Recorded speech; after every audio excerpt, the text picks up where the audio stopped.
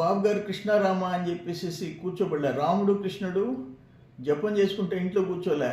లోక కళ్యాణం కోసం బతికేరు వాళ్ళు, పోరాడేరు వాళ్ళు. అట్నే చంద్రబాబు నాయుడు రాష్ట్ర భవిష్యత్తు కోసం, ప్రజల కోసం నిత్యం పోరాడుతున్నాడు. ఆయన గురించి నువ్వు మాట్లాడుతున్నావు.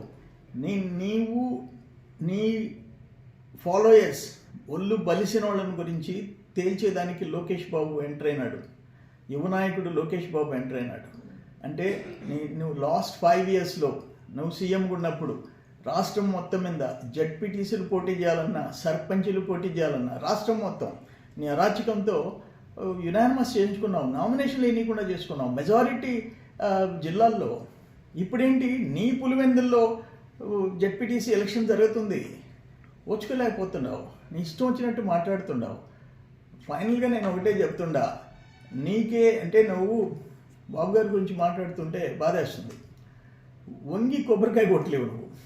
చంద్రబాబు నాయుడు యాక్టివ్ రోల్, రోజుకి 12 గంటలు వర్క్ చేస్తాడు, జనం కోసం తప్పిస్తాడు. ఆయన గురించి మాట్లాడుతుండవు. నీకంటే ఫైనల్గా నా ఉద్దేశం ఏంటంటే, ఆ లిక్కర్ కేసులో సిట్లో అవి రోజుకు ఒక స్టోరీ వస్తుంటే, వాళ్ళు ఆ చార్జ్ షీట్ ఫైల్ చేసిన అవన్నీ బయట వస్తుంటే, ఒక భారీ కుంభకోణం, ఇంటర్నేషనల్ స్కామ్, రాష్ట్రాలు దేశం దాటిపోయి ఇతర దేశాల్లో కూడా రూటింగ్ చేసుకునే పరిస్థితికి బయట వస్తుంది. అందుకని నువ్వు ఓచుకోలేక నీ ఇష్టం వచ్చినట్టు మాట్లాడతావు. నీ వయసు ఎంత, నీ అర్హత ఏంది?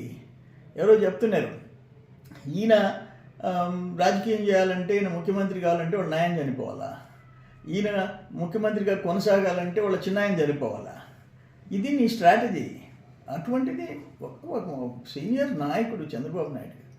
ఆయన ఏజ్ ఎంత, ఆయన ఎక్స్పీరియన్స్ ఎంత, ఆయన బ్యాక్గ్రౌండ్ ఏంది, నువ్వేంటి, నీ బ్యాక్గ్రౌండ్ ఏంది? నువ్వు నీ ఇష్టం వచ్చినట్టు మాట్లాడతావు. బాబు గారి గురించి అనుభవించి తీరుతావు. జాగ్రత్త, మాట్లాడేటప్పుడు ఒళ్ళు దగ్గర పెట్టుకో మాట్లాడు.